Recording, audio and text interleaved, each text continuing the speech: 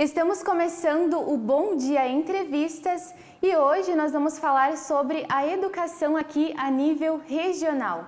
Ontem teve uma live que foi realizada pela secretária do Estado e nesta live foram elencadas muitas estratégias que vão beneficiar aqui toda a comunidade regional em relação à educação.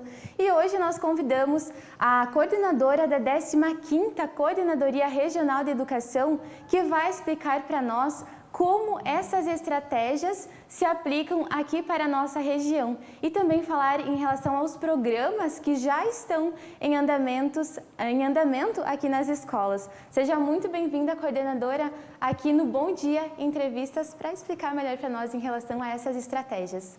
Muito obrigada, é sempre uma satisfação muito grande estar presente através da nossa comunicação com a comunidade escolar. Prof, então eu já vou começar ali questionando, né? Já passou um tempo agora em relação à pandemia, a vacinação está avançando, a gente acompanha esse avanço. Eu gostaria de saber, na sua avaliação, como está o andamento das atividades presenciais aqui a nível regional? Sim, nós estamos com o retorno organizado, né, de maneira híbrida desde o mês de maio. Cada escola tem o seu plano de contingência e segue o seu teto de ocupação. Então, nós temos escolas que conseguem atender 100% aos estudantes todos os dias e nós temos outras escolas organizadas dentro dos cenários, as orientações que a Secretaria Estadual de Educação fez para que tenha o revezamento, né? Nestas onde há o revezamento, então, as atividades elas são alguns dias de maneira presencial, conforme o cenário adotado pela escola, e outros dias de maneira remota. Por quê? Porque, repito, cada escola tem seu plano de contingência e ele é que prevê o teto de ocupação. Nós temos um distanciamento previsto dentro da sala de aula e isso nós precisamos cumprir. Bem organizado, né? Assim como desde o início também nós já tínhamos esses protocolos, eles continuam, né? E é importante ressaltar esses cuidados, né, para quem nos acompanha, né, prof? Falando também agora em relação aos programas, tem muitos programas do Estado que eles já estão em andamento aqui nas nossas escolas. E um deles é o programa Aprende Mais RS. Eu gostaria que a prof explicasse melhor para nós como funciona esse programa e qual é o objetivo principal dessa iniciativa. Ótimo, isso é um tema muito importante para nós tratarmos e para explicarmos para toda a comunidade. A Secretaria Estadual de Educação, ela passa por uma organização visando sim algumas coisas apontadas pela pandemia, né, mas outras que já estavam se desenhando, e aí surge o planejamento estratégico da Secretaria. Por quê e para quê? Né? Porque nós apontamos e sentimos, através das avaliações feitas e que seguirão, né, sendo feitas, algumas necessidades de atuação em foco.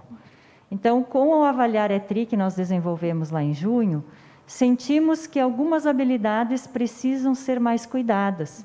E para isso, dentro do planejamento estratégico da Secretaria, temos diversos programas. Um deles é este, né? O Aprende Mais.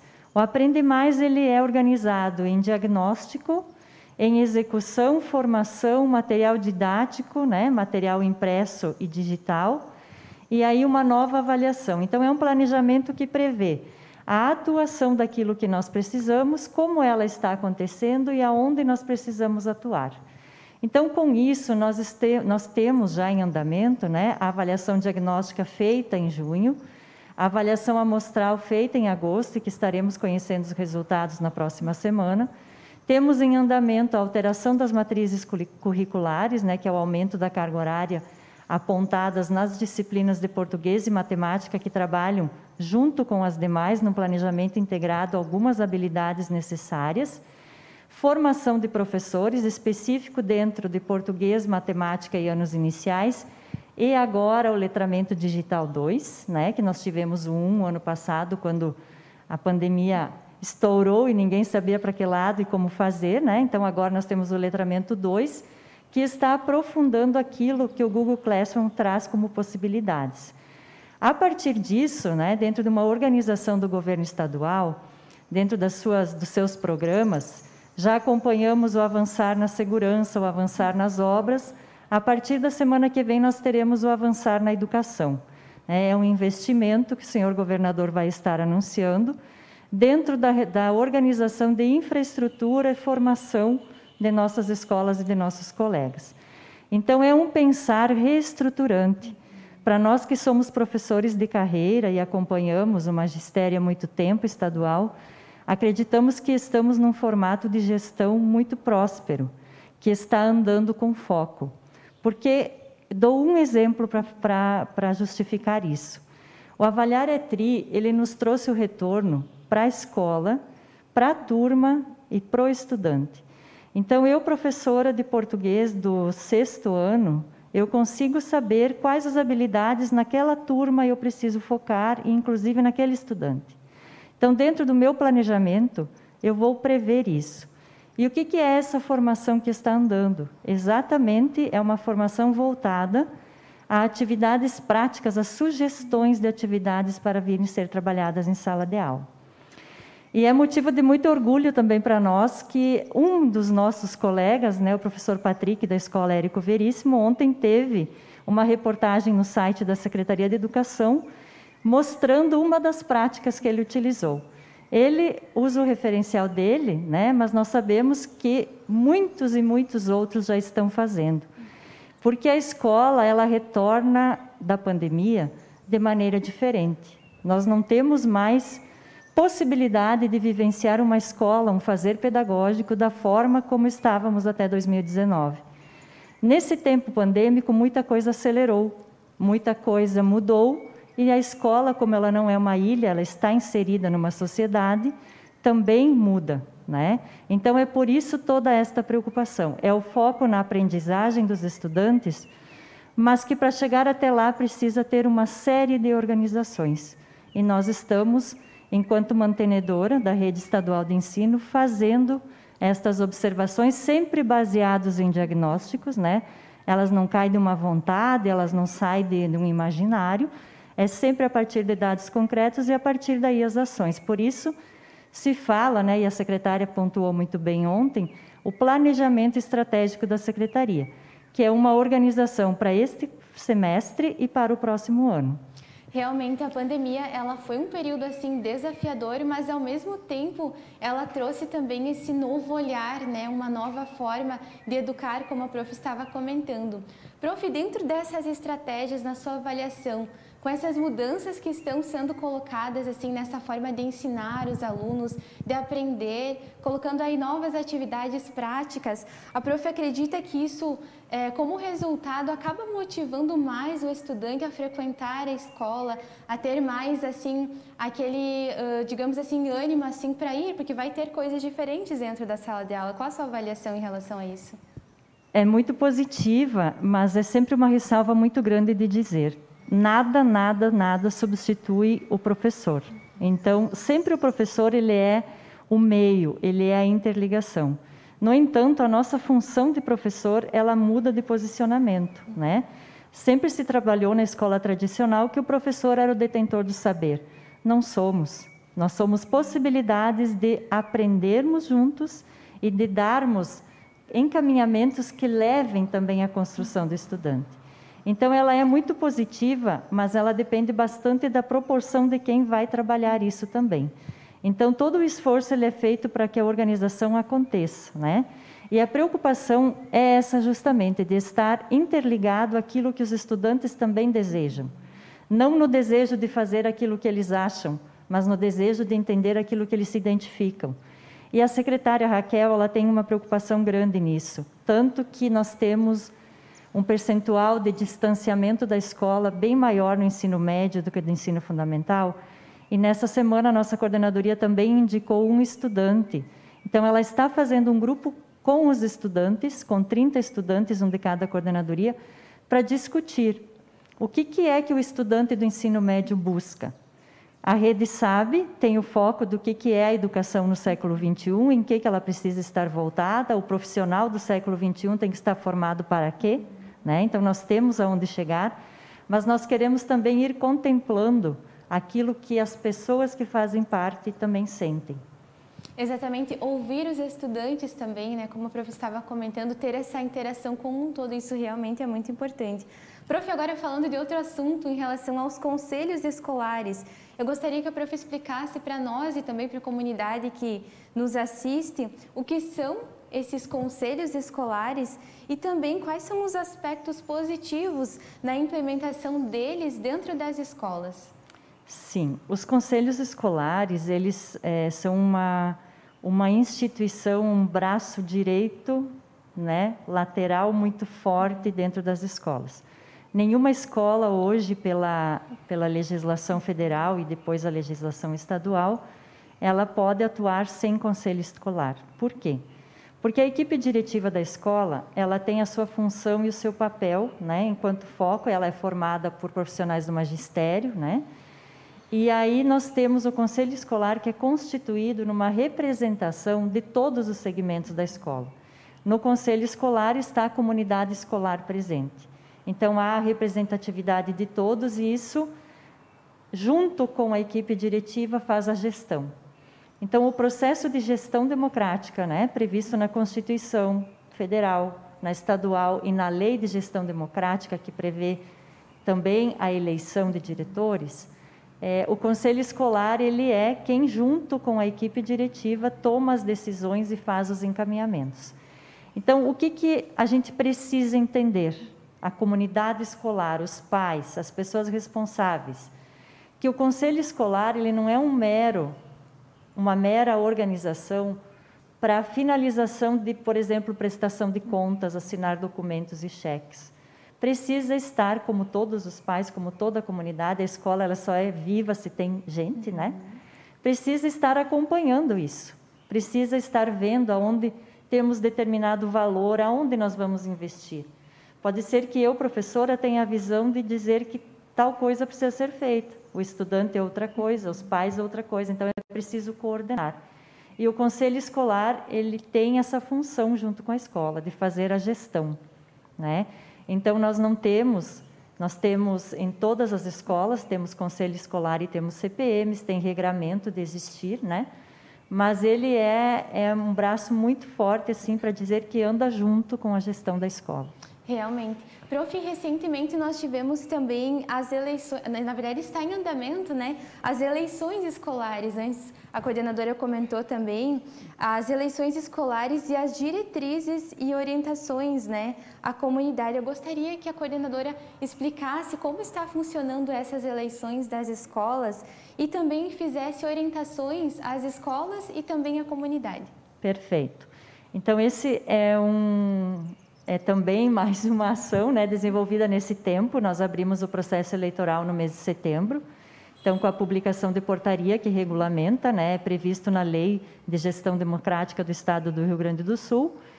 E exatamente a indicação e a coordenação para os primeiros passos da eleição é feito pelo Conselho Escolar.